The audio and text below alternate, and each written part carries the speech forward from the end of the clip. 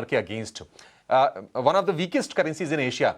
विश्वमोहन बताइए क्यों ये कमजोरी बढ़ रही है और आगे अब ट्रिगर क्या बनेंगे?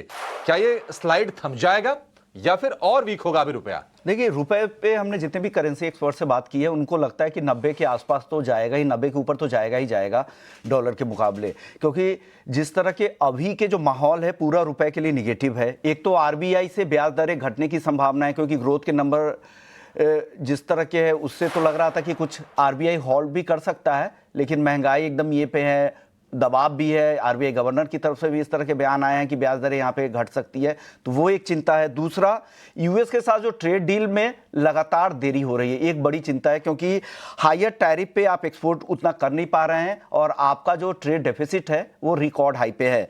साथ ही एनडीएफ मार्केट में अभी की जो गिरावट है, वो एनडीएफ मार्केट में बड़े पोजीशन है वो मैच्योर हो रहे हैं, तो उससे डॉलर की डिमांड बढ़ी है। इंपोर्टर्स भी की तरफ से भी, हेजर्स की तरफ से भी डॉलर की डिमांड है, तो इससे भी यहाँ पर है। और विदेशी निवेशकों की अगर बात करें तो इस साल YTD यानी ईयर टू डेट अगर आप देखें तो करीब करीब 16 बिलियन डॉलर से 16 अरब डॉलर से ज़्यादा की बिकवाली FIIs की तरफ से आई है। तो ये सारे फैक्टर्स हैं जो यहाँ पर रुपए पर दबाव बना रहे हैं। और साथ साथ इसके अलावा ये भी कहा जा रहा है कि जितने भी यहाँ पे इंपोर्टर्स हैं उनकी डिमांड अभी भी काफ़ी ज़्यादा है, और जैसे जैसे हम मंथ एंड की तरफ के बाद, अब पहले हफ्ते में उम्मीद की जा रही थी कि कुछ रिकवरी की, लेकिन अभी तक साइन नहीं है। तो बाजार पूरी तरह से अब यूएस के साथ अगर ट्रेड डील होगी वहीं से कुछ रिकवरी की उम्मीद लगाए बैठा है। यह हफ्ता काफ़ी अहम होगा, क्योंकि आरबीआई की बैठक है, वहां पर क्या फैसला होता है वो काफ़ी कुछ एक डायरेक्शनल मूव देगा। और नवंबर महीने में ही हमने देखा था कि एक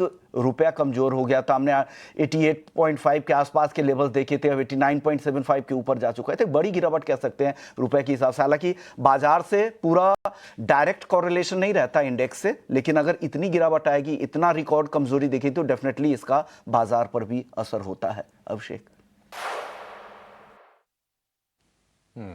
नहीं, बिल्कुल बिल्कुल होता है विश्वमोहन, साफ तौर पर दिखाई दे रहा है बाजार में, वो विजिबली नजर आ रहा है कि जब रिकॉर्ड पर गया तो थोड़ा सा प्रेशर मार्केट में बढ़ा।